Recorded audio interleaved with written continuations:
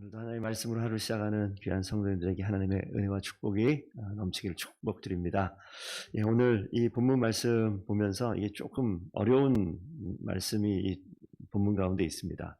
성령에 관한 이야기와 가족에 관한 이 두 가지 이야기가 전개되어지는데, 예수님의 그 사역을 보시게 되면 복음서에 예수님의 이제 탄생이 마리아와 요셉으로부터 탄생이 등장을 하고, 그거는 이제 우리가 공생애라는 그 예수님이 세례 요한으로부터 세례 받은 이후에 성령이 임하고 실제 이 땅에 오신 하나님으로 일을 하시기 그 전에 이 스토리가 짧게 이렇게 나타나고, 나머지는 다 이제 예수님의 3년간의 공생애를 복음서에 기록을 하고 있습니다. 그 복음서에 기록하는 배경이 제일 많은 지역이 이제 갈릴리라는 지역이 이제 등장을 할 거고, 오늘까지 이제 본문 내용 보시게 되면 그 이전이 이제 갈릴리에서 처음 사역한 내용들이 나타나고, 그 중간에 이제 예수님이 이 가족의 이야기, 성령에 관련된 이야기가 등장하는데, 이 내용 자체가 조금 어렵습니다. 그래서 오늘 잘 좀 이해를 하셨으면 좋겠는데, 그 20절 보면 예수님의 사역이 한참 사역이 진행되어져서 사방에 그 어제 읽은 본문에 나타나는데, 3장 8절 보면 유다의 예루살렘의 이둠의 요단강 건너편 도로와 시돈 근처 많은 무리가 예수님이 하신 큰 일을 듣고 나왔다. 소문이 이제 점점 확장되는 상황입니다. 그래서 갈릴리 이 지역뿐만이 아니라 온 사방으로 예수님의 소식을 듣고 수많은 사람들이 예수님에게 몰려오는 상황이 되어졌을 때, 이 나사렛에 있는 예수님의 가족들, 오늘 성경 보면 20절에 집에 들어가시니 이 집은 가버나움인데 무리가 다시 모임으로 식사할 겨를도 없다라고 얘기했을 때, 21절 보면요, 예수의 친족들이 듣고 그들을 붙들러 나오니 이는 그가 미쳤다 하밀러라. 예수님의 친족들이 어디에 있는지는 정확히 나타나지 않지만 예수님이 나사렛 출신입니다. 그러니까 나사렛에 있는 예수님의 친족들일 가능성도 있고, 그 기타 다른 친족이 될 수도 있는데, 뒤에 보시면 우리가 31절 이후에 보면 예수의 어머니와 동생들이 예수님을 찾아왔다라는 내용을 보시게 되면, 나사렛에 있는 예수님의 어머니면 마리아가 될 것이고, 이 동생들 그러면 뭐 야고보가 될 수도 있고요. 이 형제들이 찾아왔다는 내용을 봅니다. 그런데 찾아온 건 찾아왔는데 왜 찾아왔느냐? 21절 보면 예수를 붙들러 나오니 이는 그가 미쳤다 하밀러라. 예수님, 그러니까 자신의 자녀가 예수님이 미쳤다고 소문난 거예요. 지금 미쳤다. 그래서 그를 붙들어서 끌고 데리고 집으로 가려고 예수님에게 찾아왔다라는 내용이 있습니다. 그 찾아온 목적이 미친 예수를, 아들을, 형제를 데리러 온 그런 것이 하나 등장을 하고, 22절 가면 또 어떤 내용이 나오냐면 예루살렘에서 온 서기관들 이렇게 돼 있어요. 예루살렘은 이제 종교의 중심지입니다. 그러니까 유대교의 지도자들 되어지는 사람들이 지금 갈릴리에서 벌어지는 엄청난 이 사건을 보고 이걸 조사하기 위해 조사관을 파견했다라고 보면 되는 거죠. 근데 그들이 가보니 정말 엄청난 일들이 벌어집니다. 귀신을 쫓아내고 병자가 낫고 이런 일들이 벌어지는데, 그 서기관들이 어떻게 이제 결론을 내리냐? 22절 두 번째, 바알세불이 짚혔다. 귀신의 왕을 힘입어 귀신을 쫓아낸다. 하나님의 사역을 어떻게 바꿔놓냐면 귀신들의 사역으로 바꿔버렸어요. 그러니까 하나님께서 행하신 일들을 하나님이 행하신 일이 아니라 귀신의 왕이라고 얘기하는 바알세불이 그 예수라는 그 사람에게 임해서, 가장 왕이 그 가운데 임했으니까 왕보다 약한 다른 귀신들을 쫓아낸다. 그래서 능력을 행하고 있다라고 이야기하고, 그럼 어떻게 소문이 납니까? 미쳤다, 귀신 들렸다 라고 지금 얘기하는 것으로 예루살렘에도 결론을 내리고 그런 소문이 퍼져 있습니다. 근데 아이러니한 건 뭐냐면, 그 귀신 들린 그 예수에게, 그리고 미쳤다고 하는 그 사람에게 누가 모이냐면 수많은 사람들이 모여요. 그러니까 이 상황을 놓고 제대로 이야기하는 것이 아니라, 하나님의 능력을 이야기하는 것이 아니라 하나님의 능력을 가려버리는 일을 하는데, 예수님께서 그 23절부터 쭉 뒤에 보시게 되면 예수님이 비유로 이제 말씀을 하시면서 사탄이 어떻게 사탄을 내쫓느냐라고 이야기하고, 귀신끼리 스스로 자신의 집에 분쟁을 일으켜가지고 싸운다? 이 말이 안 된다. 이런 내용으로 지금 비유를 하시죠. 사탄이 자기를 거스러 일어나 분쟁하면 사탄의 나라가 완성되는 게 아니라 스스로 멸망할 텐데 그게 말이 되느냐라고 말씀하면서 29절로 가면요, 28절요. 너희에게 이르노니 사람이 모든 죄와 모든 모독하는 일은 사하심, 용서하심을 얻는다. 사람이 사람에 관련된 이 죄를 짓고 이런 것들 다 용서 받을 수 있지만 29절 성령을 모독하는 죄는 영원히 받지 못한다라는 언급을 예수님께서 하시죠. 그래서 여기서 성령을 모독하는 죄, 성령을 회방하는 죄라고 이야기하는데, 자, 이 성령 모독, 성령 회방 이게 무슨 소리냐면 성경에 다 나와 있지 않지만 정리가 되어져 있지만 간단하게 말씀을 드리겠습니다. 하나님께서 우리가 성부, 성자, 성령 하나님을 삼위일체 하나님이라고 이야기합니다. 그래서 삼위일체 하나님께서 특별히 성부 하나님께서 하신 일이 뭐냐면 하나님의 구원의 놀라운 역사를 계획을 하세요. 그러니까 이 땅 가운데 하나님이 천지를 창조하시고 하나님의 형상을 따라 만들어진 이 땅의 유일한 존재, 이 사람이 있는데 사람을 하나님께서 하나님의 기쁨이 되고 하나님께 교제하게 만들었는데 죄라는 것들, 사단이 와서 이 하나님 나라를 깨트리는 일들이 벌어졌지 않습니까? 그래서 이 하나님 나라가 깨어져 있는 이 자리 가운데 하나님께서는요, 시작하신 하나님께서 완성하십니다. 그래서 하나님께서 구원의 계획을 하시는데 성부 하나님의 사역에 하나님의 구원 계획이라고 얘기합니다. 그러면 성자 예수 그리스도, 이 예수님은 무엇 하시냐?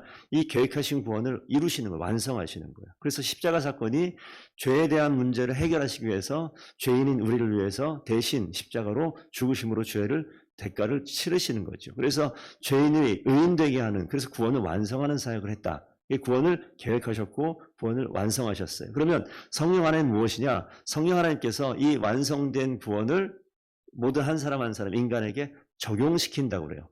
인간이 그것을 성령의 감동 감화 뭐 이렇게 기도하는 내용을 어른들 기도하시는 거 들어보셨습니까? 하나님 성령이 감동 감화하셔서 이렇게 얘기할 때 성령께서는 일하신다, 역사하신다, 감동하신다, 감화하신다, 성령이 도우신다, 여러 가지 표현, 성령께서 행하시는 모든 표현을 여러 표현할 수 있는데 성령이 하는 가장 중요한 일은 뭐냐면 갑자기 방언을 터지게 하는 게 성령이 하는 가장 중요한 일이 아니에요.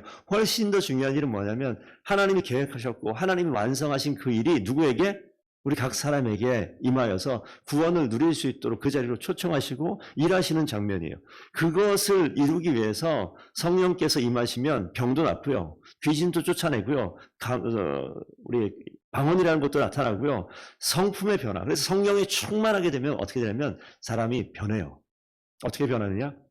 완전히 변해요.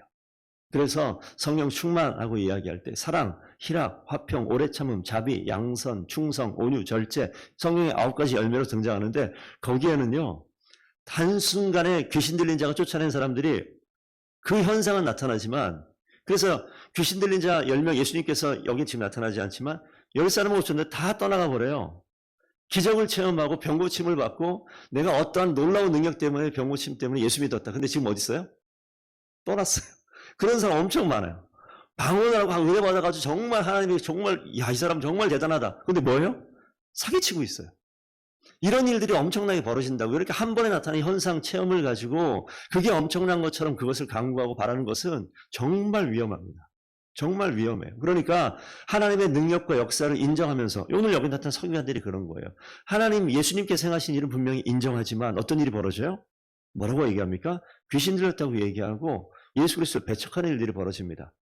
그런 이 상황들을 분명히 기억하셔야 돼요. 그래서 이 성령 모독죄라고 얘기하는 것은 이 성령이 행하신 일을 인정해야 되는데 성령이 행하신 일을 어떻게 바꿉니까? 귀신이 한 것으로 바꿔버리는 일들을 오늘 얘기합니다. 그러니까 귀신이 한 것이니까 성령과 연결되는 것을 막아버리는 거예요. 회개할 수 없게 만드는 거죠. 그래서 하나님을 만나지 못하게 만드는 일입니다. 그래서 성령을 모독하고 성령을 회방한다라고 얘기하는 거예요. 그러니까 종교 지도자 가운데 있어도 신앙생활을 오래 하는 자리에 있어도 무엇을 방해하면 안 되냐면 하나님의 놀라운 구원 계획과 예수 그리스도의 구원을 이루신 구원의 완성과 그것이 한 사람 한 사람 각 사람에게 임하여서 우리가 더 이상 세상의 사람으로 사는 것이 아니라 하나님의 사람으로 살 수 있는 그 길을 막는 것, 이거 성령을 회방한다, 하나님이 일하시는 것을 막는 것이기 때문에 그 일들은요, 여기 보면 영원히 하나님께서 용서하지 못할 죄라고 얘기합니다. 그러니까 우리가 이 분명한 이 하나님의 은혜, 하나님의 행하신 일들을 막아서는 일들 가운데 서는 어리석음을 결정하는 일들이 없기를 부탁드립니다. 그 뒤에 보시게 되면 가족이 그 예수님을 힘으로 데려와서 미쳤다라고 얘기하면서 데려가려고 붙들려고 나왔다고 얘기하는데 마침 이제 도착했습니다. 그래서 그 사이에 이 내용을 집어넣어놨고 31절 가면 예수님의 어머니와 동생들이 찾아와서 밖에서 왜 사람이 너무 많으니까요. 그래서 사람을 보냅니다. 그래서 하죠. 예수님, 어머니와 동생들이 누이들이 밖에서 찾습니다. 근데 예수님이 이상한 이야기예요. 누가 내 어머니며 동생들이냐. 마치 어머니도 없고 동생도 없고 찾아온 어머니와 동생들이 마치 자신의 동생들 어머니 아닌 것처럼 이야기합니다. 이 가족을 부정하는 것처럼 보이는데 그냥 부정하는 것이 아니라 그러면서 뭐라고 얘기하냐면 진짜 내 가족 형제 자매는 누구냐? 35절 나오죠. 하나님의 뜻대로 행하는 자가 내 형제요 자매요 어머니다. 이렇게 이야기합니다. 가끔 제가 더본교회 가족 공동체라고 이야기하는 그 표현들을 합니다. 이 표현이에요. 뭐냐면 우리가 가족, 우리끼리 친하게 지내야 돼. 형제 자매처럼 지내야 돼. 이게 아니라 오늘 가족의 정의를 예수님께서 뭐라고 말씀하시냐면 하나님의 뜻대로 행하는 자. 이게 가족이에요. 그렇기 때문에 더본 교회 가족 공동체라고 얘기할 때 피 한 방울 안 섞였는데 뭔 가족입니까? 괜히 친한 척하지 마십시오. 이게 아니라 성도님 한 분 한 분이 그렇기 때문에 교회 공동체 가운데 있는다. 그리고 예수를 믿는다라고 얘기할 때는 하나님의 뜻대로 행하는 것. 모든 사람들은 자기의 뜻대로 살아갑니다. 저와 여러분들이 지금 사는 삶의 자리도 어찌 보면 내 뜻대로 사는 것이 많아요. 성도님들과 대화하다 보면 자기 주장이 강한 사람이 있고 약한 사람이 있지만 공통점은 뭐냐면 다 자기 주장이 있다라는 거예요. 그런데 자기 주장을 주님 앞에 나오면 어떻게 됩니까? 내려놓고 하나님이 주장하게 되는 삶으로 바뀐다. 그걸 이 말씀으로 하면 하나님의 뜻대로 행한다. 이렇게 되는 거예요. 그렇기 때문에 어떤 하나님은 그런 착각들 하시는 분들이 있어요. 교회 안에서 하나님이 왕이십니다. 교회 밖에서는 아니에요. 경제 문제에서는 하나님은 잘 모르실 것 같아요. 자녀 양육의 문제에서는 하나님은 조금 글쎄 예수님은 혼자 사셨잖아요. 잘 모를 것 같아요. 뭐 이렇게 얘기할 수도 있어요. 그런데 그게 아닌데 교회 안에만 예수님을 붙들어 놓고 교회 밖에는 나의 경험과 소위 전문가라고 하는 사람들의 의견을 쫓아서 살려고 하는데 그게 아니라 우리는 하나님의 가족 되었을 때 하나님의 뜻대로 행하는 것. 더불어뿐만 아니라 하나님을 따라다니고 예수님을 따라다니는 여기 12제자가 있습니다. 오늘 이 장면 가운데 어떤 것을 또 하나 생각할 수 있냐면 이 12제자는요. 가족을 다 뒤에 두고 지금 예수님 곁에 있는 사람이에요. 자기 재산을 다 내버려 두고 따라오는 사람이에요. 이 말씀을 통해서 어떤 면에서 예수님께서는 예수님과 함께하고 있는 제자들을 위로하고자 하는 이런 말씀이 될 수도 있습니다. 비록 육신의 가족들은 떠나 있지만 하나님께서 주의 뜻을 행하는 하나님의 뜻을 행하는 너희들은 지금 이 가족이 있지 않느냐. 우리가 실제 일상을 살면서도 그렇지 않습니까? 저도 가족이 있어요. 부모님도 계시고 형제 자매도 있는데 부모 형제 자매보다 훨씬 더 많이 보는 분이 이분들. 그렇지 않아요? 우리가 이웃사촌이라고 세상 사람들도 얘기하는데 한번 보면 육신의 가족이 있음에도 불구하고 내 가족이 모르는 일을 내 친한 친구는 훨씬 더 많이 알고 있어요. 그래서 우리가 그 사람이 이야기하면 내 마음에 전부라도 내어줄 것 같은 그런 사람들이 정말 가족보다 더 가족 같은 사람들이 있지 않습니까?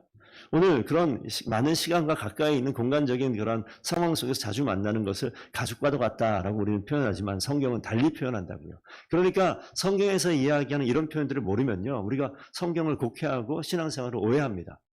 가족 공동체라고 얘기하니까 서로 가족처럼 살아야 돼라고 이야기하는 거 되게 좋은 얘기 같지만 아주 위험한 얘기가 될 수 있습니다.